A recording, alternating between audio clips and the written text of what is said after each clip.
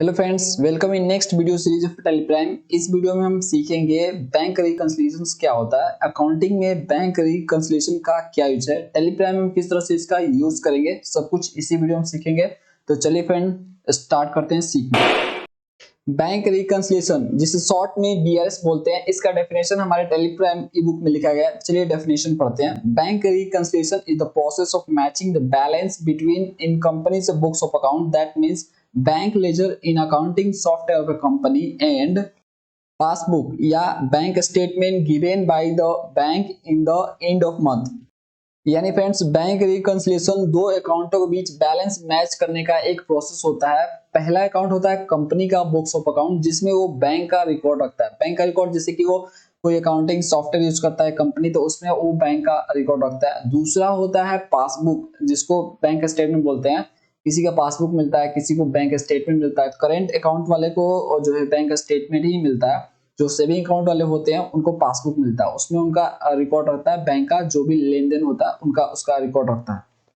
तो जो saving account वाले होते हैं वो पासबुक को महीने के लास्ट में ले जा सकते हैं और उस पर जितने भी बैंक के लेन देन है वो प्रिंट करवा सकते हैं। और बैंक स्टेटमेंट फ्रेंड्स आपको जो है एंड ऑफ मंथ में ईमेल कर दिया जाता है। अगर आप जो है रिक्वेस्ट भेजते हैं उसको, तो ऐसा एप्लीकेशन आप सेंड करते हैं उसको, तो वो जो है आपको सेंड करता है मेल, या आप जो है उसको प्रिंट के फॉर्म में भी ले सकते हैं जाके बैंक में। बैंक रिकंसिलिएशन प्रोसेस के जरिए इन्हीं दोनों अकाउंट के बीच जो डिफरेंस होता है बैलेंस का, उसको मैच किया जाता है। जहां पे डिफरेंस हो उसको राइट किया जाता है, या तो बैंक द्वारा गलत हो या आपके द्वारा अकाउंटिंग सॉफ्टवेयर में गलत एंट्री हो, तो उसके जो भी रॉन्ग है, जो भी गलतियां हैं, उनको पकड़ा जाता है और उसको राइट किया जाता है। ये बैलेंस मैच करने का ही प्रोसेस बैंक रिकंसिलिएशन कहलाता है। पहला कंपनी का अकाउंट रहेगा फ्रेंड्स, ठीक है। दूसरा रहेगा बैंक स्टेटमेंट रहेगा या पासबुक का स्टेटमेंट रहेगा। दोनों को देखा जाता है, दोनों को देखते हुए एंट्री की जाती है। कौन सी एंट्री? अब कभी कभी होता है कि बैंक स्टेटमेंट जो एंट्री है वो आपके अकाउंटिंग सॉफ्टवेयर में नहीं है, और जो आपके अकाउंटिंग सॉफ्टवेयर में वो बैंक में नहीं है, यानी बैंक ने उसका रिकॉर्ड नहीं रखा है। तो इस कंडीशन में डिफरेंस मिलता है पैसे का। बैंक में कुछ ज्यादा दिखाता है, आपके यहाँ कम दिखाता है, चाहे आपके यहाँ ज्यादा दिखाता है उसके यहाँ कम दिखाता है। तो इसी डिफरेंस को हटाने के लिए ये बैंक रिकंसिलिएशन बनाया गया है, जिससे आसानी से जो है ये समस्या से हम दूर हो सकते हैं।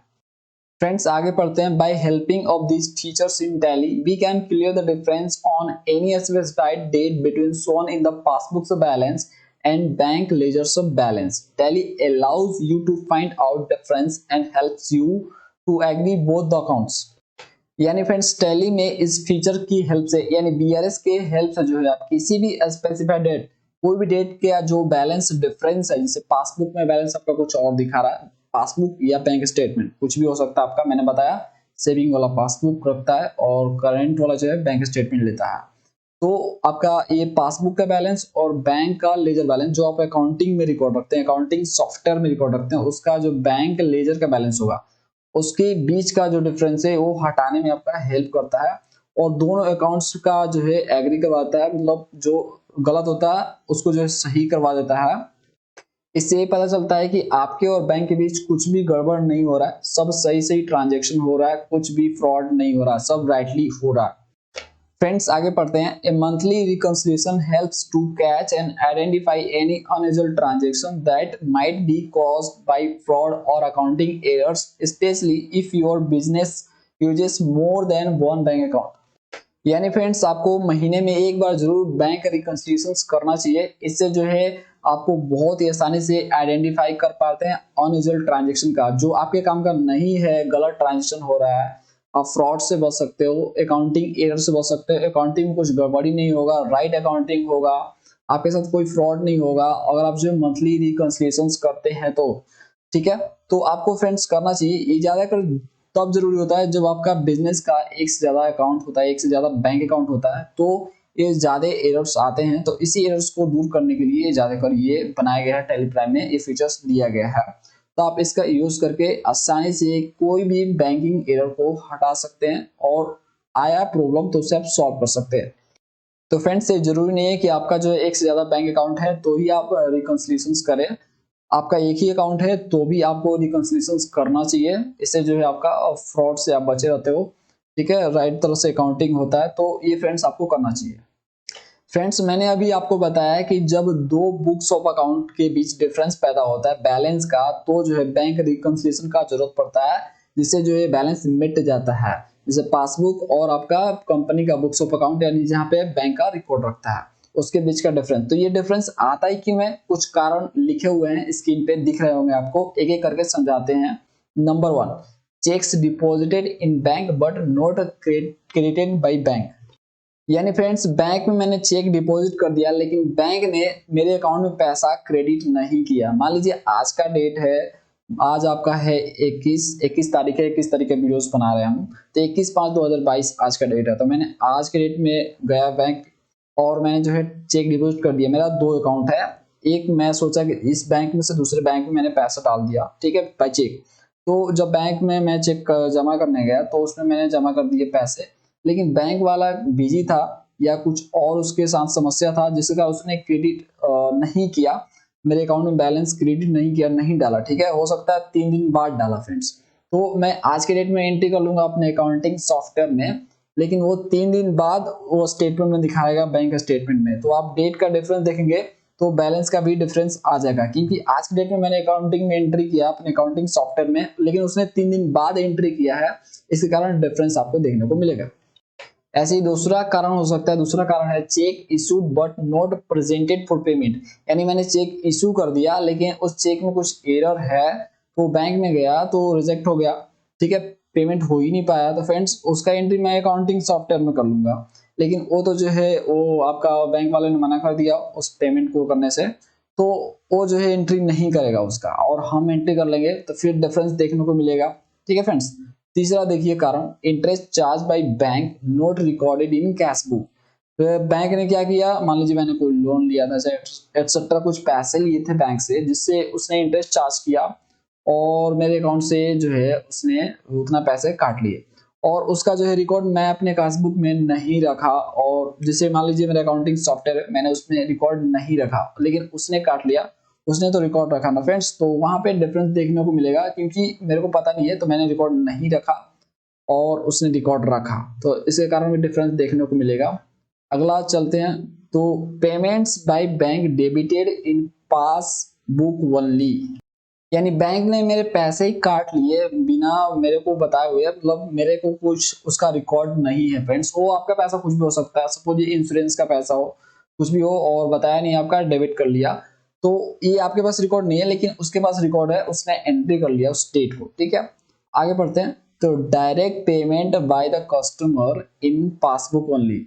और कभी कभी ऐसा होता है कि जो है, जो आपका कस्टमर होता है जिससे आपको पैसे लेने होते हैं, तो वो जो है बिना बताए हुए आपको पेमेंट करता है, आपके अकाउंट में पैसे डाल देता है, ठीक है, आपको कोई इंफॉर्मेशन नहीं देता है।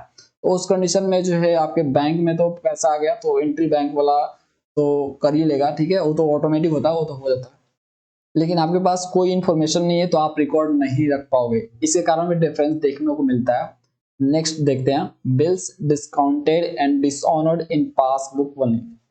यानी फ्रेंड्स, आपका कोई अगर बिल ड्यूज है उस पर आपको डिस्काउंट मिलता है, तो वो पैसे जो है क्रेडिट हो जाता है आपके अकाउंट्स में, लेकिन आपको इसके बारे में कोई इन्फॉर्मेशन नहीं होता, जो बाद में मिलता है आपको, ठीक है, बिल ड्यूज का बाद में डिस्काउंट मिलता है, तो वो उसका रिकॉर्ड बैंक के पास होता है, आपके पास नहीं होता है। और दूसरा कंडीशन इसमें कि आपका मान लीजिए बिल है और जो है पेमेंट होने वाला है, तो लेकिन वो किसी कारण से डिसऑनर्ड हो गया, और लेकिन आपने एंट्री कर लिया, क्योंकि वो जो पार्टी बोला कि मैं जो है बिल का पेमेंट कर रहा हूँ, तो बिल का पेमेंट मैंने कर दिया।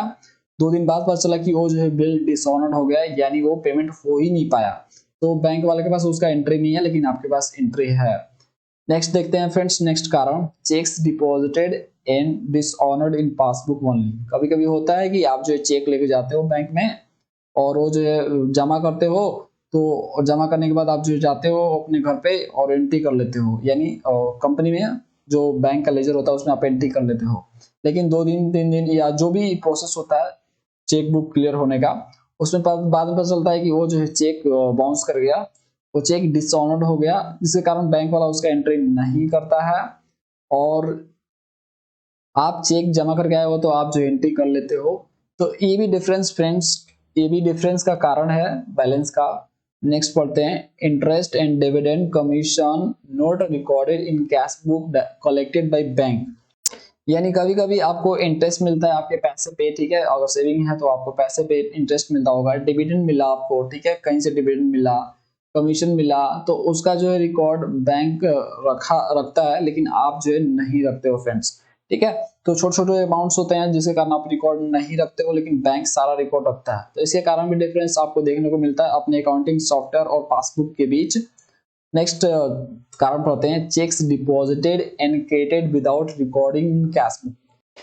यानी कभी कभी ऐसा भी होता है कि आप जो है बिना रिकॉर्ड रखे हुए अपने कंपनी के बैंक जो भी लेजर है उसमें बिना रिकॉर्ड रखे हुए जो आप चेक को लेते हैं, चेक को देते हैं, कोई रिकॉर्ड नहीं रखते हैं, लास्ट में जो है रिकॉर्ड रखते हैं, जिसके कारण भी आपको डिफरेंस देखने को मिलता है।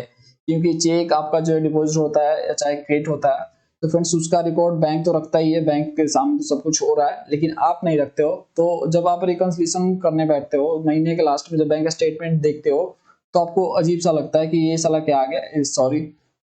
अगर अमाउंट छोटा रहता है तो आपको कोई प्रॉब्लम नहीं होता, लेकिन अमाउंट एक बड़ा डिफरेंस होता है तो फ्रेंड्स आपको थोड़ा सा लगता है कि इतना बड़ा डिफरेंस कैसे हो सकता है, ठीक है। तो इसके कारण आपको रिकंसिलिएशन करना चाहिए। ऐसे बहुत से कारण हो सकते हैं फ्रेंड्स, ये आपको मैंने जो इम्पोर्टेंट रीजन है, कारण है, तो मैंने यहाँ पे लिखा और आपको समझाया। तो फ्रेंड्स गलतियां बैंक से भी हो सकती है और आपसे भी होती है, तो आपसे भी हो सकती है, होती जरूर नहीं है कि आपसे होती है, आपसे भी हो सकती है। तो इन्हीं गलतियों को मिटाने के लिए ये फीचर्स दिया गया है, तो आपको इसका यूज करना चाहिए। फ्रेंड्स आपने जान लिया कि बैंक रिकंसिलिएशन की जरूरत क्यों पड़ती है, तो अब फ्रेंड्स हम जानेंगे कि कैसे बैंक रिकंसिलिएशन का यूज करेंगे हम लोग, किस तरह से टेलीग्राम में इसका यूज करके हम डिफरेंस को मिटा सकते हैं। तो फ्रेंड्स यहाँ पे आप देखिए कैसे कैसे स्टेप्स से गुजरेंगे, उसको हम देखते हैं एक एक करके।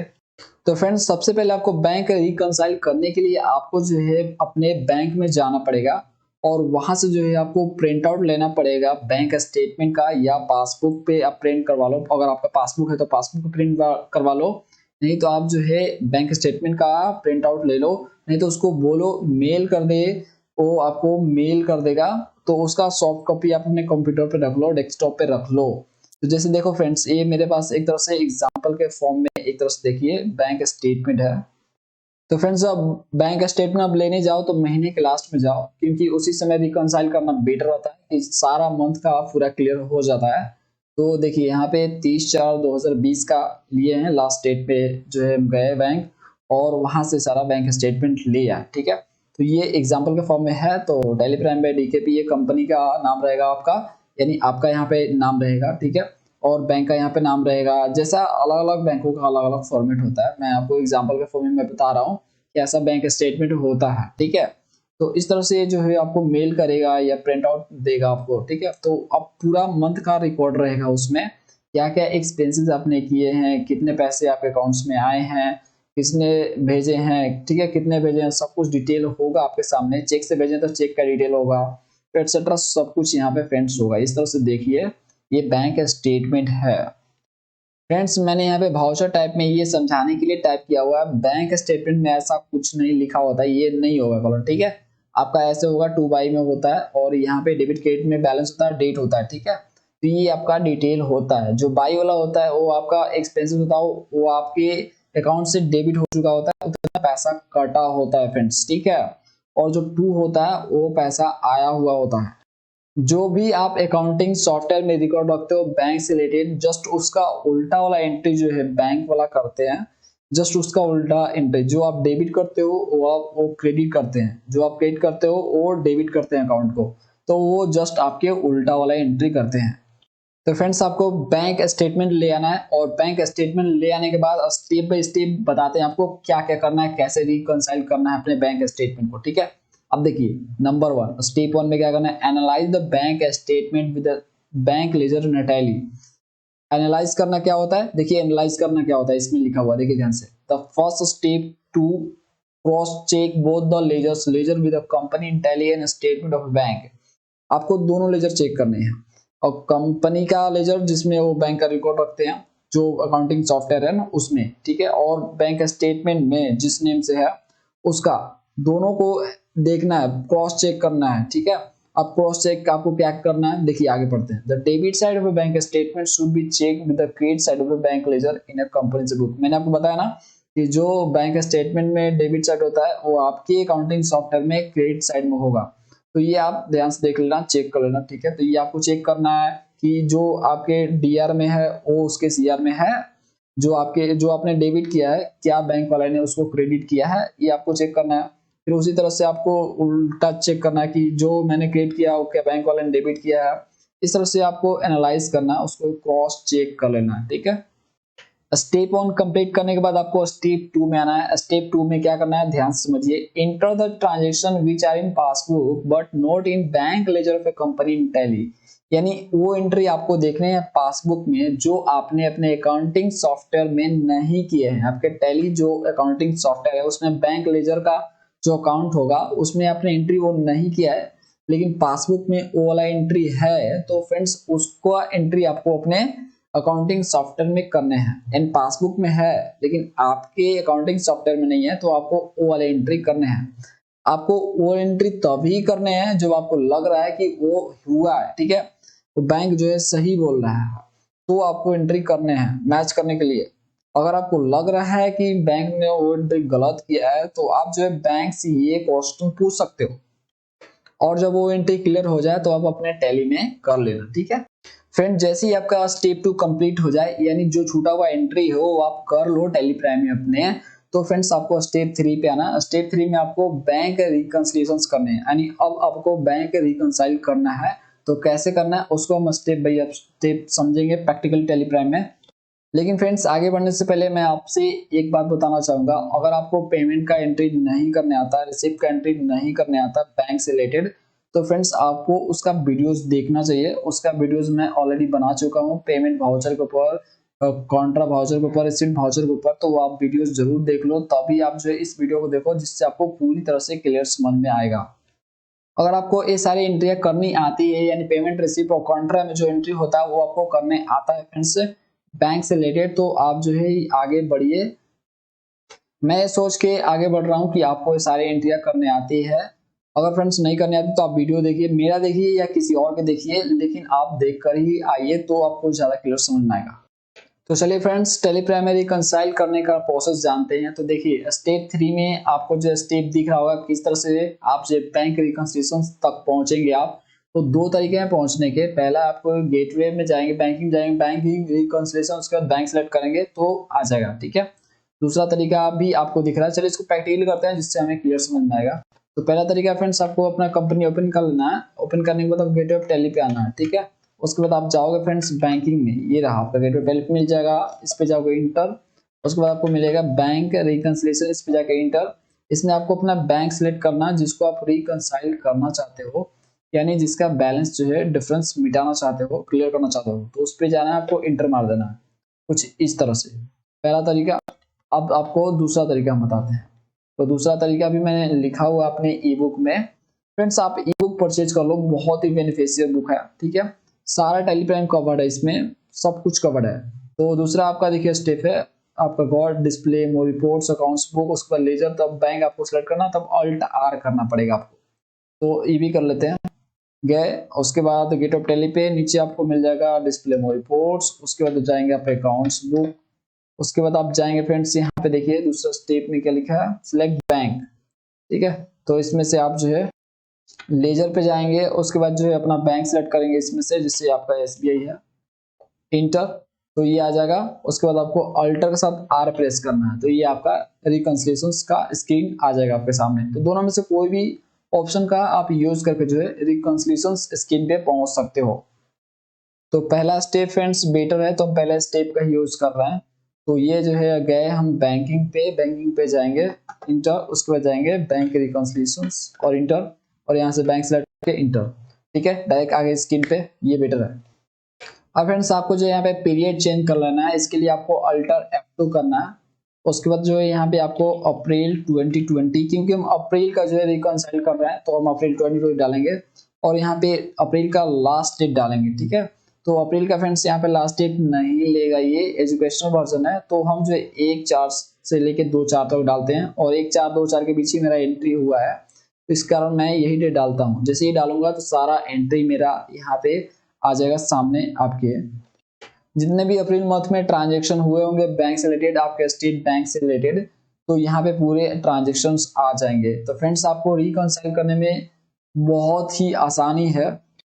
जैसे से स्टेप मैंने बताया वैसे से आप फॉलो करते हो तो बहुत ही आसानी से जो है आप जो है रिकंसाइल कर पाओगे फ्रेंड्स। तो यहाँ पे देखिए रिकंसाइल में क्या करना है, कुछ नहीं करना है, अब आपको डेट टाइप करना है। ये रहा आपका बैंक रिकंसिलिएशंस, ये रहा, ठीक है। तो इसमें जो भी डेट लिखा हुआ है बैंक का डेट, यहाँ पे देखिए स्क्रीन पे लिखा हुआ है, यहाँ पे ध्यान से आप देखोगे टैली में तो बैंक डेट लिखा है, ये आपका इंस्ट्रूमेंट डेट लिखा है, यानी ये आपका डेट है जो डेट को आपने एंट्री किया। देखिए यहाँ पे डेट जो है जो डेट को आपने एंट्री किया है, और यहाँ पे जो इंस्ट्रूमेंट डेट दिखा रहा है ये चेक का डेट दिखा रहा है। चेक पे जो डेट लिखा हुआ था, ये जो भी पेमेंट हुआ है, जो भी रिसिप्ट हुआ है, जो भी कॉन्ट्रामेंट्री हुआ है, वो सारा का सारा जो है चेक से हुआ है, इसलिए जो है चेक का डेट दिखा रहा है। चेक नंबर भी है यहाँ पे, इंस्ट्रूमेंट नंबर यानी चेक नंबर दिखा रहा है। तो ये सारा डिटेल दिखा रहा है, जो भी बैंक से रिलेटेड जितना इन्फॉर्मेशन है वो दिखा रहा है। तो यहाँ पे ये इंस्ट्रूमेंट का डेट है। अब यहाँ पे फ्रेंड्स आपका बैंक का डेट यहाँ पे टाइप होगा। बैंक का डेट जैसे ही आप टाइप करोगे तो आप ध्यान से नीचे देखोगे तो इधर का बैलेंस जो है मैच होने लगेगा, अपने आप इक्वल हो जाएगा। देखते जाना फ्रेंड्स। और ये इसी को रिकंसाइल बोलते हैं क्योंकि ये मैचिंग ही रिकंसिलिएशंस है। तो यहाँ पे नीचे का बैलेंस अपने आप इक्वल हो जाएगा, यानी रिकंसाइल हो जाएगा, मैच हो जाएगा। तो जो फ्रेंड्स यहाँ पे हेडिंग दिया गया है बैंक डेट, तो ये आपको अपने बैंक स्टेटमेंट से देख के डालने हैं कि बैंक स्टेटमेंट में वो एंट्री कौन सा डेट हुआ है। आप तो अपने डेट से एंट्री कर देंगे कि इस डेट को मैंने एंट्री किया, लेकिन हो सकता है बैंक ने वो एंट्री 2 दिन बाद किया हो, तो 2 दिन बाद का ही डेट आप यहाँ पे डालोगे। ठीक है फ्रेंड्स। तो मान के चल रहा हूँ मैं कि यहाँ पे जो है जो भी एंट्री है वो सेम डेट को बैंक ने कर दिया है, इसलिए मैं सेम डेट ही डालूंगा। ये एजुकेशनल वर्जन है, 1, 2 और 31 के अलावा कोई डेट नहीं लेता, तो मैं जो है वही डेट डालूंगा जो इसमें लेता है, ठीक है। लेकिन आप जो है रियल वाला डेट डालना, जो बैंक में डेट लिखा गया होगा वही डेट डालना। एग्जाम्पल के लिए देखिए यहाँ पे देखिए 1, 2, 3, 4 इस तरह से कुछ मैंने टाइप किया हुआ है, तो इस डेट को बैंक वाले ने एंट्री किया है, तो ये डेट ही टाइप होगा। ठीक है, यहाँ पे आप जो है अपने से नहीं डालना, ठीक है। जो बैंक स्टेटमेंट में डेट रहेगा, जो पासबुक में डेट रहेगा एंट्री का बैंक वाले का रहता है वो, तो वही आपको टाइप करने हैं। तो मैं यहाँ पे एग्जांपल के लिए मान रहा हूँ कि उसी डेट को जो है बैंक वाले ने एंट्री कर लिया, जैसे 1/4 यहाँ पे है, तो मैं इंटर मारते जा रहा हूँ फ्रेंड्स। देखते रहो नीचे, यहाँ पे नीचे देखो आप, यहाँ पे ध्यान दो, यहाँ पे बैलेंस मैच करता होगा, ठीक है। जो डेट है मैंने यहाँ पे टाइप कर दिया 2/4 इंटर, इसके बाद 2/4 सॉरी 2/4 इंटर, उसके बाद 2/4 इंटर। इस तरह से देखते जाओ नीचे, आपको बैलेंस यहाँ पे मैच करते हुए दिखाई दे रहा होगा, ठीक है। 2/4 इंटर आपको समझाएंगे, पूरा कर लेते हैं। तो 2/4 इंटर, 2/4 इंटर, ओ सॉरी 2/4 इंटर, ठीक है। तो यहाँ पे देखो फ्रेंड्स, टोटली आप देखोगे यहाँ पे, आप देख सकते हो यहाँ पे balance as per the company books इतना है, और balance as per the bank इतना है, यानी बैंक में जितना बैलेंस है उतना कंपनी के बुक्स में जो लेजर है बैंक लेजर उतना ही बैलेंस है, यानी मैच कर गया, इक्वल इक्वल हो गया, कोई गड़बड़ी नहीं है, कोई फ्रॉड नहीं हुआ है, सब राइटली एंट्री हुआ है, अकाउंटिंग सही है। आप यहाँ पे देख सकते हो ये आपका इक्वल होना चाहिए, इक्वल हो गया तो रिकंसाइल हो गया, आपने राइट वाला किया है। अब आपको फ्रेंड्स इंटर मारना है, और यहाँ पे जो सेव का ऑप्शन आ रहा है, एक्सेप्ट का ऑप्शन आ रहा है, इंटर मार के या वाई प्रेस करके या यस पे क्लिक करके आप इसको सेव कर लोगे तो ये स्क्रीन यहाँ से हट जाएगा, ये पूरी तरह से रिकंसाइल हो जाएगा, यानी अप्रैल मंथ का हमने रिकंसिलेशन कर लिया। देखो मैं इंटर मार रहा हूँ तो यहाँ पे देख सकते हो। उसके बाद मैं दोबारा से गया, यहाँ पे देखिए पूरा खाली दिख रहा है स्क्रीन, क्योंकि ये रिकंसाइल हो चुका है फ्रेंड्स। तो इस तरह से आपका भी स्क्रीन पूरी तरह से खाली हो जाना चाहिए। आपका जो भी मंथ का रिकंसिलेशन कर रहे हो तो पूरा ये जो है खाली हो जाएगा रिकंसिलेशन के बाद। राइट रिकंसिलेशन होगा तो ये खाली हो जाएगा, और राइट रिकंसिलेशन नहीं होगा तो यहाँ पे कोई ना कोई एंट्री आपको दिखेगा, ठीक है फ्रेंड्स। अगर फ्रेंड्स आपका टैली का पेड वर्जन होगा तो उसमें जो है ऑटो रिकंसिलेशन का भी ऑप्शन होता है, उससे भी जो है आसानी से आप रिकंसिलेशन कर सकते हो। तो फ्रेंड्स उसके लिए तो नेक्स्ट अलग वीडियोस होगा, ठीक है, और डिमांड पे देखा जाएगा तो बनाया जाएगा। तो फ्रेंड्स इस तरह से रिकंसिलेशन होता है। अगर आप फ्रेंड्स रिकंसिलेशन कर चुके हो और सारा एंट्री जो है आपका यहाँ से गायब हो गया, तो आपने सही वाला रिकंसिलेशन किया है, लेकिन आप फिर भी चाहते हो कि जो मैंने रिकंसाइल कर दिया एंट्री उसको दोबारा से देखना चाहता हूँ इसी स्क्रीन पे, तो फ्रेंड्स उसके लिए आपको जो है यहाँ पे क्लिक करना होगा। यहाँ पे देख सकते हो बेसिस ऑफ वैल्यू लिखा हुआ है, इस पे आपको क्लिक करना है, नहीं तो आप इसका शॉर्टकट कंट्रोल के साथ बी भी प्रेस कर सकते हो। उसके बाद आप यहाँ पे देखोगे इंक्लूड रिकॉन्साइल ट्रांजेक्शन यहाँ पे लिखा हुआ है, तो इसको आप यस कर दोगे इंटर मार के। उसके बाद कंट्रोल ए करोगे तो ये सारा एंट्री आपको दोबारा से दिख जाएगा। लेकिन ये सही नहीं है फ्रेंड्स, आपको जरूरत पड़े तो ही देखो, जरूरत नहीं है इसका कोई, क्योंकि रिकॉन्साइल हो गया तो हट जाए, हम जो है नेक्स्ट मंथ का रिकॉन्सिलेशन करेंगे, ठीक है। तो इस तरह से आप इसको दोबारा से देख सकते हो, लेकिन ये ज्यादा इंपॉर्टेंट नहीं है। तो फ्रेंड्स ये था कंप्लीट वीडियो बैंक रिकंसिलेशन के ऊपर। अगर आप टेलीग्राम ई बुक परचेज करना चाहते हो तो डिस्क्रिप्शन आप चेक करो फ्रेंड्स, बहुत ही यूजफुल बुक्स है, पूरा टेलीग्राम कवर्ड है, सब कुछ है इसमें, आपको मिल जाएगा। चलिए वीडियो के नेक्स्ट पार्ट पे मिलते हैं, नेक्स्ट वीडियो में मिलेंगे। Thanks for watching.